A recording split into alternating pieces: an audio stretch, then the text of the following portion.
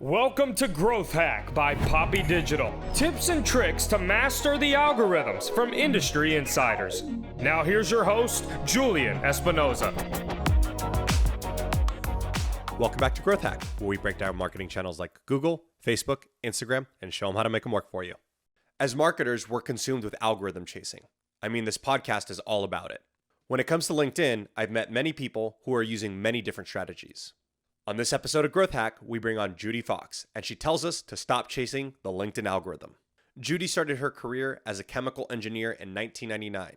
By 2008, when the financial crisis hit, she learned the power of LinkedIn to quickly network to another job and launch an online side hustle that led to a six-figure consulting business. Since then, she's created the LinkedIn Business Accelerator method to get millions of views and hundreds of comments through LinkedIn. Welcome, Judy Fox. Woo woo! What does a fox say? Very excited to have you here, Judy. Excited to be here. Really stoked on this episode because you have a very interesting perspective on LinkedIn, and we definitely want to tap into that mindset and figure out how that all works. Are you ready? I'm ready to unlock LinkedIn for everyone. We've had a lot of people on this podcast talk about LinkedIn. And I think what's really unique about your strategy is it's radically different.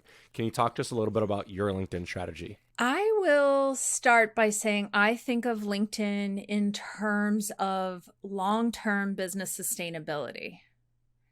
So the activity that you do on LinkedIn does not have to be built from a place of chasing an algorithm online. I think we think of other social media sites like Instagram or Facebook or YouTube trying to keep up with the changing algorithm.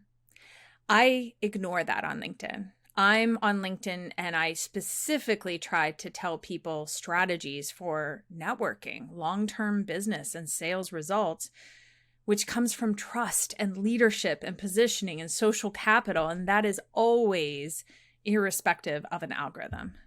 What does that look like when you're building a LinkedIn post? The first thing is thinking less about what you're talking about, but how you're making the other person feel, the consumer feel. So step number one, you're talking with everyone on LinkedIn. LinkedIn comes from a place of many people are either employed or looking for work, or they are business professionals and they want to get contracts or some type of opportunity, speaking engagements, people to download their podcast for potential advertisers to pay on their podcast episodes. With all of that, they're going to want to position themselves. And a lot of times people think in terms of, what do I talk about at people? Instead, shift it to what do you talk about with people? You are with your audience as if they are peers on LinkedIn. I would start there. Step one. Step two is how you make people feel comes from thinking about emotions. We are drawn in by stories. Even if you have the most static topic, you can still find a story within something. You can find and pull out what happened. Even if it's a before and after energy, we still feel like we joined a journey if you give us something to grab onto. You know, it's really interesting you talk about this journey and also talking about instead of at you, with you conversation. We've noticed that it's a lot of content on, hey, here's this news headline, or here is this tip or advice you should be using in your business, whatever your niche is. And I think what's interesting about your approach is you're talking to the audience, but you're talking with them to sort of have a conversation, and almost kind of lends itself to conversations is what we should be having on LinkedIn. What do you think about that? That is huge because the conversations in the comments, for a couple of reasons, that is what drives LinkedIn. So number one, you are who you spend your time around. So not only what socially we see who shows up for you on your comments. So number one, if you have me as a podcast episode and I show up and we post about it on LinkedIn and I show up in the comments, that creates a full circle effect of real conversations happening, not only on the podcast, but on the full episode and what people could talk about. the power in that is it's psychology. It's knowing that you take these micro moments of getting back to people. And when you give them these micro moments, they're more likely to book a sales call with you. They're more likely to trust you to show up for a sales call that they book. It's these micro moments of trust that add up really, really big on LinkedIn. So give us some tips on creating trust. What does that look like? The first piece of trust you want to create for people on your content is, what do you do when they see the see more button? So we all know that when we write a post and it goes live on LinkedIn, they are only going to show the top couple of lines, 3 to 5 lines of text. And that's going to trigger that click, click, click, ... see more. What is after that see more requires people to trust your content. And you're actually exchanging one click for visibility for you to deliver value. I know that's such a buzzword, but deliver past the see more button. Give them something to see more. If you do not deliver past the see more and all we see is hashtags, because I see that sometimes, you click the see more and you see hashtags. And immediately your brain goes, womp, womp, womp. Like, there's nothing there. They feel like it was a wasted click on your content. And they will not trust the next post you put out. So people who struggle for visibility on LinkedIn, the very first place I tell them to look is that see more button. Have they created enough intrigue in their post, psychological, hey, I'm going to tell you something after the see more button, and then deliver past the see more button? It's really interesting, the see more button, because I think we've had a lot of conversations around what should be above the see more button and then what should be below the see more button. And I remember working on a particular post with you on a recent one actually that we had, where I was posting a video about digital marketing and digital maturity and all these things. And what was interesting is the post that I worked with you on versus the post that I did myself on a similar topic. There was a very, very big difference in terms of its reach and engagement.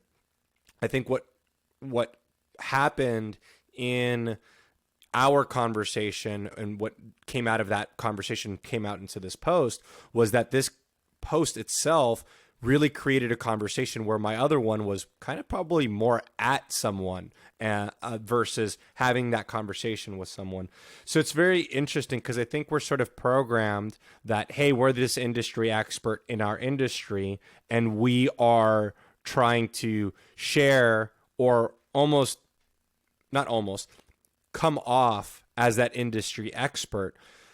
But it's almost like trying to come off that industry expert isn't what works on LinkedIn. What actually works on LinkedIn is creating relationships. And I think that's a big takeaway for this. Can you talk a little bit about how you've created relationships on LinkedIn? Yeah, so I think the thing you just mentioned, which is being the industry expert, what I like to unlock for people is assuming that your peers could also be on your content. Assuming that your audience and the people that hire you, they do know. Like, people who hire me for LinkedIn, I actually want people to hire me that understand how to use the platform. They need to unlock maybe the business or the sales, or they need to unlock, why is my content not working? I am already posting. But you see where I'm coming from? It's almost like we as experts can be at the PhD, maybe the master's degree level, because we are, if you're an expert in your industry and you know your niche, but there are parallel industries that you can talk with that probably know the 101 level and can have a great conversation with you. And they may never do the services that you offer, but they have an audience and they have a network. So when I think about relationships, I first think, how can you talk with parallel industries that maybe even have the master's degree level knowledge that you have, but they just don't offer what you offer, or they don't offer it the way you offer it? And networking in those close quarters, we always think to ourselves, oh no, but we're talking with our peers. I mean, maybe you don't want to talk with somebody who's like a direct competitor that you're not super thrilled with or something. I don't know. Can I be that blunt? But I mean, I will give a big shout out to some of the amazing LinkedIn experts that I network with, because I cannot work with every human being on this planet. Nobody can. So, and what I unlock for people is different than what other potential experts unlock. I've worked with and love collaborating with Michaela Alexis, for example. Me and her have launched masterclasses together. She and I are both experts on the platform, and it's powerful to do that. And one of the reasons, and then I'll let you back on the microphone, there's an actual sales model called the soda machine sales example. And when you position two products on a college campus and you have two soda machine, you have one soda machine sitting there, it does less business. Because there's either soda or no soda. There's I want to get something or I don't want to get something. But they've proven this with statistics and with numbers and with dollar signs, 2 and more soda machines, but at least 2 have a better chance of doing more business together. So Michaela and I collaborating on something, if people resonated with me or they resonated with her, they have a yes or a yes to choose from. Versus this is one expert and there's no. Either yes to this one expert or no. So it's a yes or yes. It is very interesting because what I do on this particular podcast, we interview people from all walks of digital marketing, and there's definitely some crossover. I mean, you and I really don't have that much crossover because I don't do that much on LinkedIn, right? And you don't have a lot of crossover with maybe like AJ Wilcox because he does paid ads on LinkedIn. But nonetheless, like I have interviewed people who do like Facebook ads and who do certain kinds of marketing in this. And like, there is definitely that crossover where like, yeah, they technically could be my competitor, but I've noticed that like, I want to lean into my competitors. I want to listen to sort of what they're doing and then collaborate, because I think we all win when we collaborate. I remember earlier this year when Facebook had to sort of counter what was going on with iOS 14 and Apple and all the tracking and privacy issues. And like, it was really cool to like sort of mastermind with a bunch of social media experts who run paid ads to kind of say like, hey, what's going on? I've had Tara Zeker on the show, interviewed her from Successful Ad Clubs. We've done a lot of this collaboration. So I totally see where you're coming from. It does provide this soda machine effect. And now that I remember it when I was a kid and I remember seeing soda machines, it's like you see a soda machine or you see a snack machine and it's like, hey, one or the other. So I think that is really, really interesting. So that's why so when you're talking about relationships and relationship building, a lot of people get on LinkedIn. Again, they want to talk at their ideal client. And I actually pull them back and say, let's first do a few things before trying to get in front of brand new people. It is way more work to close a brand new client from start to finish for many, many businesses. So how can you unlock that on LinkedIn is the power of networking, the power of positioning, the power of social capital, the power of referral. I love, is it Jay Abraham? I was recently listening to one of his online masterclasses that was available for free. And how do I say this? We feel online, and at least what I end up seeing is a lot of organic and how to get in front of new people constantly, like how to get new eyeballs, how to get more eyeballs. If you actually get some of the same 10 to 20 eyeballs every single time and referrals and social capital, you can do way more business than just trying to chase brand new, fresh eyeballs. You know, it's really interesting. In the pre-show, you were talking about this idea of how important it is to also not be visible. Can you talk to us a little bit about that idea in terms of frequency posting on LinkedIn? Yes. So I notice a lot of people come over to LinkedIn with a concept of how much it takes to be consistent or thinking about the algorithm. I understand where that comes from.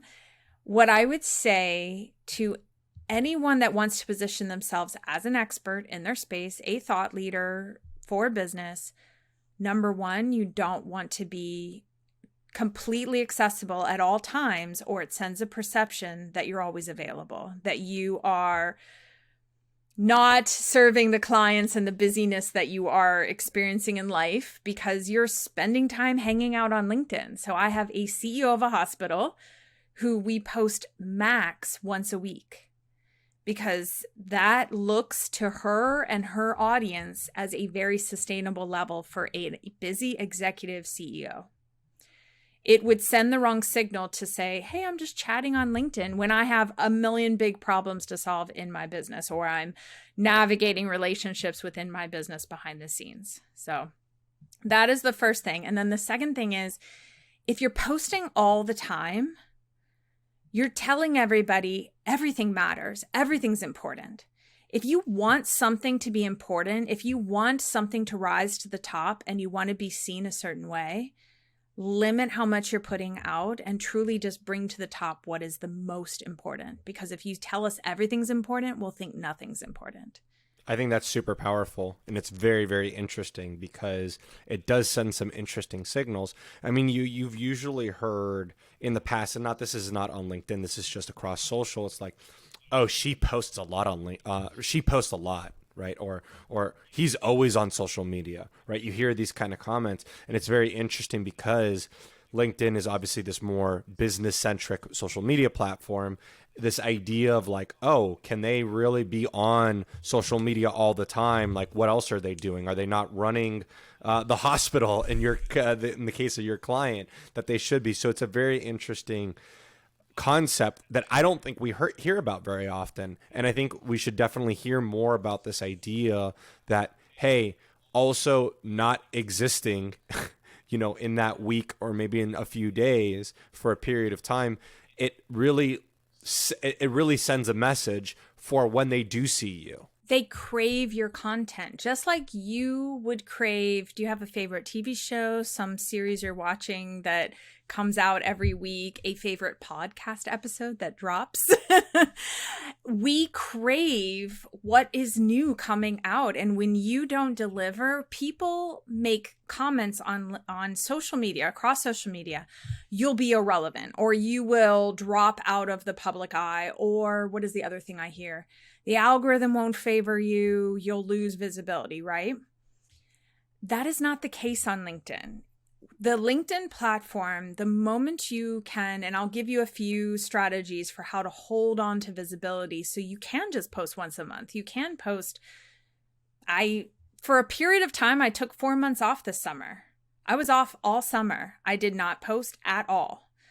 And I came back and my first post reached my entire audience. It went to 35,000 views and I have 37,000 followers. I think that is extremely successful to come back with my first post after taking 4 months away. Because LinkedIn is like, Judy's show is back up. Like, yay. And that's how you should be seen as a thought leader. That's how a TV show creates an amazing audience. I was on the edge of my seat to watch You, like season 3, because I was like, I like this show. I think it's crazy.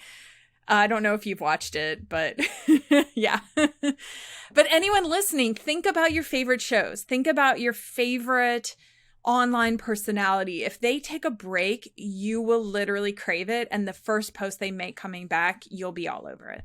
It's very, very interesting. Definitely something we don't hear very often, which is post infrequently and don't post a lot. That is very counter culture to all the digital marketers and all the people that I've talked to on LinkedIn. So it's very, very interesting. Because here's one more thing. Can you imagine being a thought leader? Can you imagine being Gary Vaynerchuk? I'm putting Gary V in the hot seat. So, hey, Gary V. And if he does post all the time, but do you or me think that's his team? We obviously know it's his team. Exactly. So here's the kicker. What's powerful is he's built a platform that is sustainable. So he has a team, right? But if you didn't have a team, what is the other thing happening on his platform? People are constantly posting about him. So that's the final key. So for me, with this hospital CEO, and obviously she's got a voice and got everything, but we've positioned her in front of what I call ongoing visibility channels. her ability to be positioned as, because now she's in the venture capitalist space. She wants seats at the table for opportunities. This is for anybody. It's who you network with. It's thinking to yourself, okay, if I want to get featured on the Today Show, what are my steps? And can I get in front of a producer? And what does that look like? And the psychology of your post. So it's not about getting in front of everyone at that point, but it is in front of the right people and the steps it takes to get bigger and bigger and bigger media opportunities, PR opportunities, and getting people to talk about you. Well, Judy, it's been great having you on the show. I'm really excited to get this episode live. In the show notes, what we're going to have is the post that Judy helped me with, and then the post that Judy actually posted after being 4 months. And to confirm, Judy, that was the post about 28 years ago, my dad, right? Yes.